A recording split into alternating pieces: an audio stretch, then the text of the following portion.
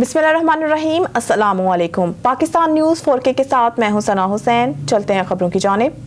इमरान खान की front person फरागोगी की corruption की होशरुबा दास्तान सामने आ गई। तफसीलात के मुताबिक फरागोगी के ज़ाहिरी और गैर ज़ाहिरी असासों में 2017 से 2020 तक 4520 मिलियन रुपए का इजाफा हुआ है और फरागोगी 2020 से 950 मिलियन रुपए के असासों को खुद तस्लीम करती हैं, जबकि फरागोगी के गैर ज़ाहिरी मगर मलकियती असासे 3825 मिलियन रुपए हैं। फरागोगी के सिर्फ 3 सालों में ज़ाहिरी असासों में 420% और गैर ज़ाहिरी असासों में 15,300% इजाफा हुआ।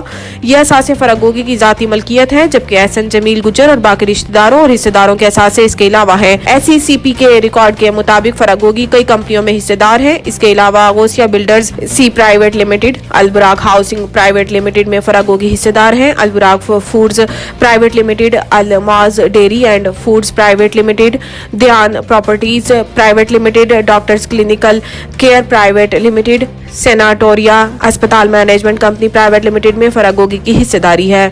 पंजाब हुकूमत ने स्मोक के बाइस नाफिज जुज़वी लॉकडाउन में तब्दीली कर दी। सूबाई हुकूमत के महकमा प्राइमरी हेल्थ केयर पंजाब ने तरमीमी नोटिफिकेशन जारी कर दिया, जिसमें कॉल सेंटर्स और इंटरनेशनल IT सेंटर्स को भी काम की इजाजत दी गई है। नोटिफिकेशन के मुताबिक 8 अजला में मार्केट्स को आज और कल खोलने की इजाजत दे दी गई है, जबकि शॉपिंग मॉल्स और मार्केटें हफ्ते और इतवार को बंद रहेंगी। आज और कल शॉपिंग मॉल और मार्केटें मामूल के मुताबिक खुलेंगी। नोटिफिकेशन के मुताबिक रेस्टोरेंट्स, सिनेमा और जिम भी आज मामूल के मुताबिक खुले रहेंगे। नोटिफिकेशन के मुताबिक फैसले का इतलाक लाहौर, ननकाना साहब, शेखुपुरा, कसूर, गुजरावाला, नारोवाल, हाफजाबाद और सियालकोट पर भी होगा। IMF से मुआहदे का टाइम फ्रेम या हुजम बढ़ाने की दरखास्त नहीं करेंगे। इन्होंने कहा है कि वो जायजे की कार्रवाई कामयाबी से मुकम्मल होने के बाद बैरूनी फाइनेंसिंग गैप को भरने का मशवरा देंगे। पाकिस्तान और IMF के सरकर्दा अफसरान के माबैन स्टाफ लेवल मुआहदे के लिए $3 अरब के SBA प्रोग्राम के तहत स्टाफ लेवल मुज़ाकरात 2 नवंबर से जारी है और इस हवाले से बातचीत 15 नवंबर तक मुकम्मल होगी। इधर माहिरीन का कहना है कि अगर आलमी सतह पर सूद की शरह बिलखसूस अमरीका में कम होती और आलमी मंडी में तेल की कीमतें कम होती हैं तो इससे हुकूमत को सुख का सांस लेने का मौका मिल सकता है, वरना बैरूनी फाइनेंसिंग का दबाव एक संगीन खतरा बन सकता है। शायर मशरिक अल्लामा मोहम्मद इकबाल का 146वां यौम विलादत आज मनाया जा रहा है।